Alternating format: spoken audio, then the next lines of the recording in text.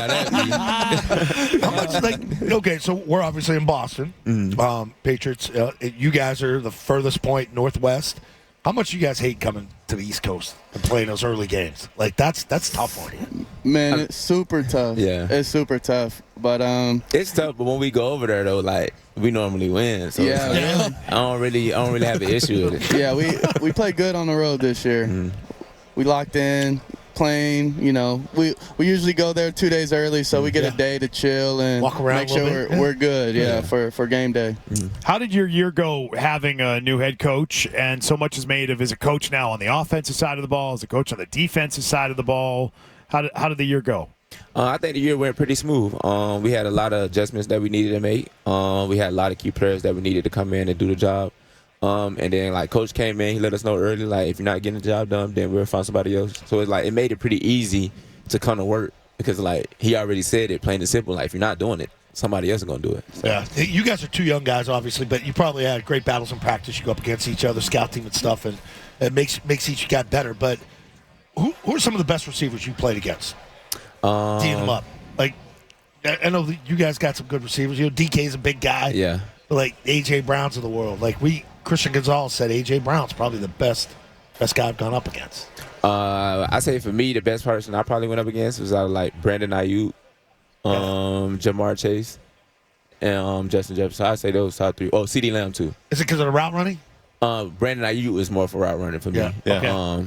Those guys, I think that was probably more easier to guard. Gotcha. But, like, he was just the toughest to guard overall because he blocks as well. So For years, we would hear from players that when they went up against Devontae Adams, they couldn't believe how quick he would move on them. And they say you just lose him. Like, and it's those guys that you're like, I don't even know where I lost him here, but he beat me. And so now, I mean, it's figuring out who that next Devontae Adams is that's going to be that guy in the league that you're always looking at saying, how did that happen?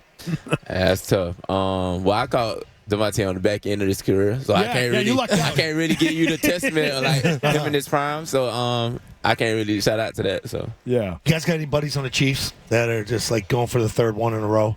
nah. No. Okay. Yeah, That's good. Maybe My they're aging team, out. my team made on Philly, so I'm rocking with Philly. Do they feel disrespected this week, Philly? 'Cause, Nah, I don't- nobody's talking about them. I don't think they feel Okay. disrespected. How big of a leap were both of you guys able to make from year one to year two in the league?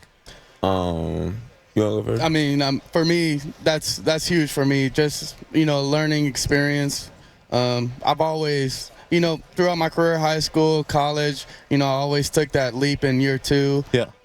Just because you just get a feel out there. You know what to expect, and you know what you gotta work on in the off season to come in and Ohio dominate. State got all first rounders, though. Like, Yeah. you guys pay everybody in that. Don't get but, You do now. Yeah, But, like, no, you gotta do what you gotta do. playing the programs like that, it gets you ready for this, right? Oh, 1,000%. Yeah. 1,000%. You were just at the Pro Bowl and Drake Maye was there, and we obviously spend a lot of time talking about Drake Maye. We saw him the other night. He was playing at a ping pong event, and he's exchanging numbers and talking to Micah Parsons and elite players in this league. What did you take away from seeing Drake Maye kind of being around other players and in that sort of environment? Yeah, Drake Maye, he's a great guy. I've got to know him a little bit while he was in college, and I'm also friends with some of his receivers, and I just hear great things.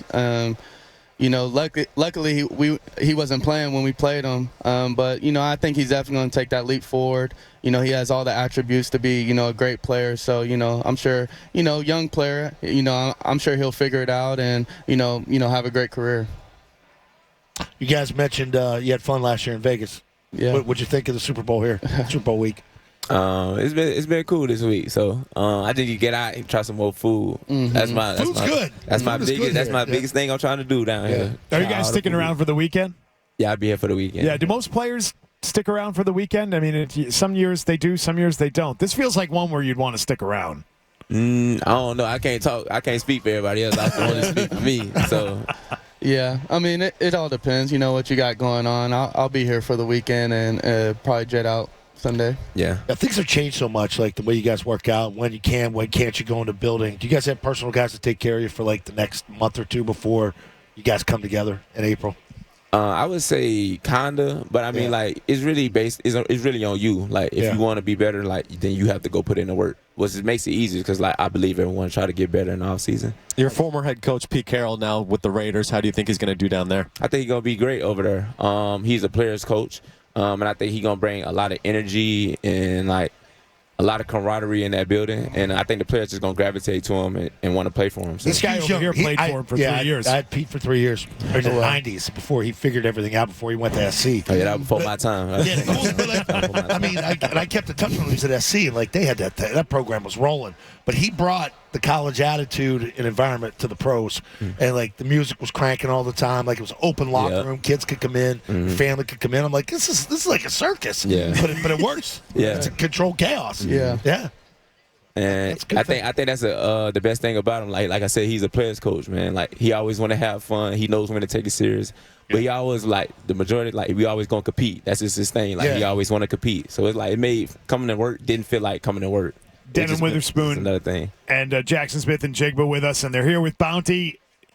The best players here this week are all representing Bounty. Come on now. They are. They're Bounty for sure, baby. You see the green Bounty jacket, you're like, who's that? That's got to be someone really good. You know? And had the leather ones last year, I remember. Right, yeah. I got those. We had Gronk here talking about Bounty. Drew Brees is Bounty. But do you know how many wings have been eaten in this room this week? No, almost. They just told million. me. I got a number. 30,000 wings they serve here on Media Row at the Super Bowl. How many chickens you think that is? I'm guessing 40. That's even I a bet better there's question. like 40 right there. Can't have football without wings. You can't have football. You can't have football without wings without Bounty. Come on now. And you need Bounty. You need to clean up your mess. You need to clean yourself up while you're eating those wings. And that's why you need to make sure you're stocked up on Bounty for the big game on Sunday. That's obvious at this point. Look at this. That's a nice weight to that. They're never that big when you buy them. Yes, they are. Sure. What do you think? This is fake? You think it's a problem? Oversized. That thing looks oversized. They went to the store and bought these. Well, maybe they didn't. I remember in COVID when people ran out of toilet paper, they were taking these and cutting them in like strips and like making toilet paper out. Over 1 billion wings will be eaten on Super Bowl Sunday. 1.7 billion. And maybe more. All right, guys. Thanks for coming by. We appreciate it. Good luck to you. Thanks for having us. Soon. Best of luck. Take care, man. Hey, if you like that clip, check out more videos from Zolak and Bertrand right here. For more Patriots analysis and opinion, hit this playlist. And for all the latest from the Sports Hub, download the app at 985thesportshub.com.